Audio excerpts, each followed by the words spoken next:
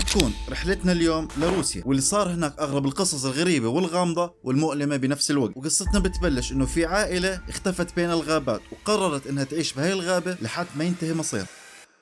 مرحبا، كيفكم؟ معاكم طارق. ما بدي اطول عليكم وتعالوا افهمكم القصة بتبلش بسنة 1978. بهذاك الوقت كان في مروحية او هليكوبتر بتحلق حوالين الغابات الموجودة في روسيا، وهاي الغابات اسمها غابات التايجر، وهاي منطقة شاسعة جدا في روسيا، ومشهورة هاي الغابات بروسيا انه بفترة الشتاء بتكون مليانة بالثلوج باغلب السنة، واكيد معروف انها منطقة غير مكتشفة حاليا وانه صعب الوصول إلها لانها غير مؤهلة للزيارة بسبب انعزالها ومكانها البعيد وشدة البرودة فيها مع انتشار الحيوانات المفترسة فيها مثل الذئاب والدبب. فكانت هاي الهليكوبتر موجودة بسماء هاي الغابة، وموجود داخل هاي الهليكوبتر مجموعة من الباحثين أو العلماء الجيولوجيين اللي وظيفتهم مسح الأراضي والبحث عن الخام الحديد، بشكل عام تمشيط هاي المنطقة. ومع وصولهم للمكان اللي ممكن تهبط فيه هاي الطائرة فاكتشفوا إشي غريب موجود على راس الجبل. اكتشفوا إنه في كوخ موجود بالقمة، وبعيد عنهم هذا الكوخ تقريبا 6000 قدم بالأمتار 1800 متر تقريبا. وبعد وقت طويل من المشي والبرد بهذا الجو قدروا انه يوصلوا لهذا الكوخ. كان هذا الكوخ كثير مهتري ومتدمر، ولحد ما قربوا على هذا الكوخ اكثر طلع لهم رجل عجوز كبير بالسن. وكان وصف المكتشفين انه لما شافوا هذا العجوز كان حافي القدمين وشخص ملتحي ولابس سروال من اوراق الشجر. يعني بالنهاية منظر هذا العجوز مرعب ومخيف، حتى انهم استغربوا انه موجود شخص بهذا المكان الصعب. بعدها دعاهم العجوز حتى يدخلوا على هذا الكوخ. وبالنسبة لعدد المجموعة هذا الكوخ صغير عليهم لانه كوخ ضيق وما في غير شوية اثاث واغراض بتخص هذا الرجل وبعض الاثاث المصنوع يدويا. وهون المجموعة دخلت بعالم الحيرة والاستغراب انه كيف هذا الشخص وعائلته اللي اكتشفوهم بعد ما فاتوا على هذا الكوخ انهم قدروا يعيشوا بهذا المكان وما عندهم اي وسائل مساعدة. المهم بعدها حاول هدول الباحثين انهم يتعرفوا على هذا العجوز وعائلته اكثر. سألوهم انه انتم شو وظيفتكم بهذا المكان وشو السبب اللي خلاكم تعيشوا بهذا الوضع. وكان رد العائلة فقط بجملة صغيرة انهم ما شافوا البشر لاكثر من 40 سنة.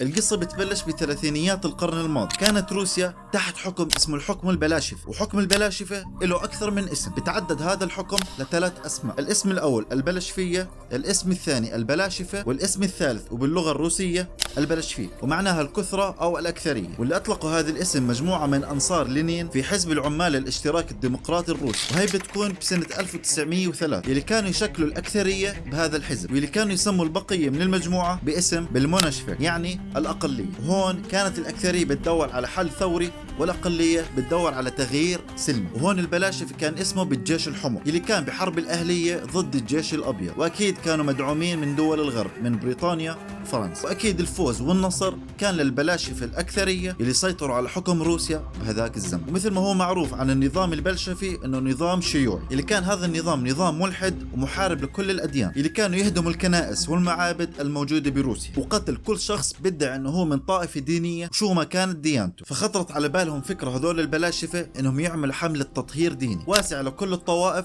والمعتقدات الدينية. تخيل وين كان الموضوع صعب. كاربليكوف يعتبر هذا الرجل قروي وبسيط وبعيش في قرية صغيرة، قرية بسيطة موجود فيها هو وزوجته اللي اسمها أكولين. أكيد هذا الشخص كان تابع لمجموعة طوائف دينية واسم هاي الطائفة طائفة الأرثكسية. ومع بداية هذا التطهير بسنة 1936 وبلش الجيش البلاشفي يعمل تطهير لهاي الدولة، اللي شاف هذا العجوز مجموعة كبيرة من الجيش بدخلوا على هاي القرية وبقتلوا كل شخص بدعي انه هو من رجل الاديان او تابع لطائفه من هاي الطوائف. ولما بلش الجيش يقترب من هاي القريه قرر هذا العجوز وعائلته انهم يهربوا من القريه، فاتجه مباشره نحو الغابات اللي قرر وقتها انه يستقر فيها لحد ما تهدى هاي الاوضاع. فكانت معه زوجته واطفاله الاثنين، طفل بعمر 9 سنوات وطفلة بعمر 2 فأخذوا معهم أشياء بسيطة من القرية. ولما اتجهوا للغابة أخذوا إبرة نسيج اللي بيستخدموها للخياطة وشوي من الملابس وشوي من الأواني، وأهم إشي كان كتاب الإنجيل. ومع مرور الوقت وزيادة الوضع للأسوأ لهاي الدولة حكم البلاشفة على روسيا بيد من الحديد، اللي خلى عائلة كاربليكوف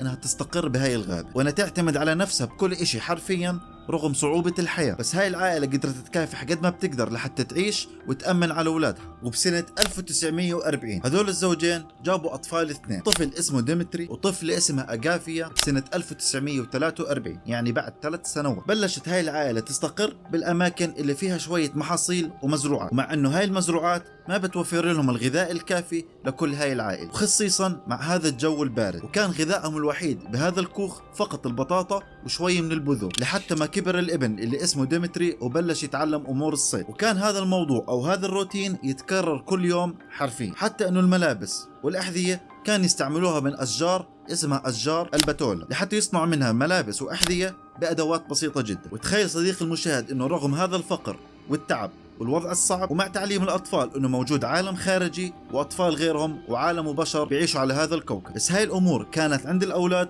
فقط بمسمى مفاهيم، لأنها ما كانت ملموسة أو مرئية على هاي الأولاد بالنسبة لوضعهم الحالي. ومع مرور لسنة 1961 ضرب الصقيع الأرض وقتل كل المحاصيل اللي كانت تغذي هاي العائلة، اللي صابتهم مجاعة وفقر غذائي كبير. تخيل حتى على أنهم اضطروا على أكل هاي الأحذية اللي كانت مصنوعة من ورق الشجر. وبس للأسف مع هذا الوضع الصعب ماتت أمهم من شدة الجوع والتعب وقلة التغذية، وما قدرت تتحمل أكثر منها، وظلت عايشة هاي العائلة على هذا الحال لحد ما أجوهم هدول المكتشفين أو العلماء الجيولوجيين أو بمسمى طريق الباحثين. ومع الوقت تقبلت هاي العائلة صداقة شخص من هدول الباحثين. هذا الشخص حفار اسمه بيدروفي سيدو، اللي ساعدهم وقعد معهم وقت طويل بزراعة المحاصيل وحصادها، مع تقديمه لهم شوي من المساعدات البسيطة مثل الشوك والأقلام وشعلات كهربائية أو بمسمى ولاعة. وهون بلشوا المكتشفين انهم يقنعوا هاي العائلة لحتى يتجهوا لقرية مناسبة للعيش بفترة بعد ما انتهت الحرب العالمية الثانية، وان امور القرية اتغير عن ماضيها وصارت ملائمة للعيش. بس العائلة للأسف رفضت تماما انها تنتقل لقرية ثانية، وظلهم مصرين انهم يظلوا بهذا الكوخ وانها تكمل حياتها بالغابة وبنفس الكوخ اللي هم عايشين فيه. وبعد مدة للأسف ساءت الحياة الصحية بهاي العائلة بسبب انه ما عندهم المناعة الكافية، واكيد الغذاء اللي ممكن يجيب لهم هاي المناعة. بعد بوقت توفى عدد من الأطفال بسبب فشل كلوي، ووفاة الابن الأخير اللي اسمه ديمتري بسبب التهاب رئوي، واللي توفي بعدها الأب اللي اسمه ليكوف بسنة 1988 بسبب التهاب رئوي بسبب نقص المناعة والتغذية. وما ظل من العائلة فقط غير بنت اللي اسمها أغافين، اللي رجعت تعيش بهذا الكوخ لحالها ورفضت انها تطلع منه نهائيا او